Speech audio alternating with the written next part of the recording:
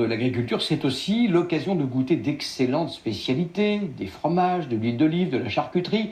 On dit souvent que les produits gras sont mauvais pour la santé et si nous avions tout faux, selon les nutritionnistes, certaines matières grasses dites naturelles pourraient même vous aider à perdre du poids. C'est l'enquête grand format de ce 20h signée Mathieu Perrault et Fatima Medouni. Il n'y a pas si longtemps, ces images vous auraient sans doute effrayé. Mais aujourd'hui, le gras signe son retour en grâce. Du beurre, de l'huile dans nos casseroles, dans nos assiettes, sur nos étals.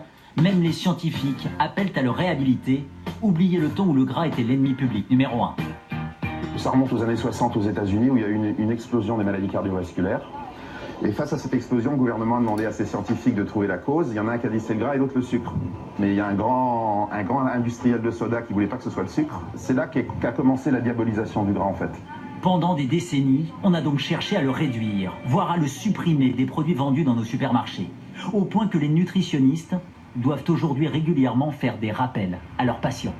On a besoin du gras pour nos cellules, on a besoin du gras pour notre cerveau, on a besoin du gras pour nos hormones. Si on ne fait pas de gras, on n'a pas d'hormones, ni masculines ni féminines. Donc c'est un bon aliment, il faut en manger. Après, il ne faut pas trop manger.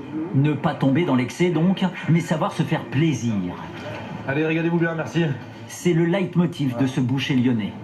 Ça c'est magnifique, joli persillage ici, un gras de couverture.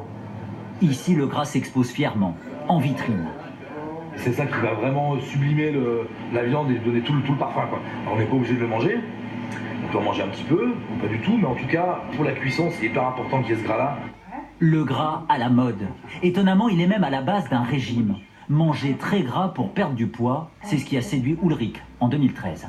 Je perds 33 kilos en l'espace de 18 mois, de façon continue. Dans cette diète dite cétogène, le gras représente jusqu'à 80% des apports. C'est clairement pas un régime où on arrose toute son alimentation de corps gras. Il faut vraiment sélectionner les aliments naturellement les plus riches en lipides, donc comme l'avocat, la noix ou les morceaux de viande les plus gras. Avec ce régime radical, le couple a banni le sucre de son alimentation, ainsi que les produits ultra transformés. Pour Anthony Fardet, ce sont eux les coupables des maladies cardiovasculaires depuis 30 ans. Ils les appellent même les faux aliments, comme cette margarine. Si vous regardez ce produit, dans la liste des ingrédients, vous avez de nombreux marqueurs d'ultra-transformation. Déjà, vous avez de l'huile de palme, des huiles raffinées, des émulsifiants, des arômes artificiels de lait et des colorants bêta-carotène pour donner la couleur jaune. Donc là, vous êtes en présence d'un produit ultra-transformé. Et ici, vous avez Pas grand-chose à voir avec du beurre. Ah non, rien à voir. Là, on est dans un produit artificiel. Voilà. Alors que là, vous avez un vrai aliment. Et si vous regardez la liste des ingrédients, c'est simple, beurre. Un retour à l'authentique que les Français semblent plébisciter jusque dans les rayons de leur supermarché. Depuis 3-4 ans, si vous regardez les ventes de la grande distribution, ce sont les produits de PME, de petites entreprises qui marchent bien, plus 4%, alors que les multinationales sont en régression.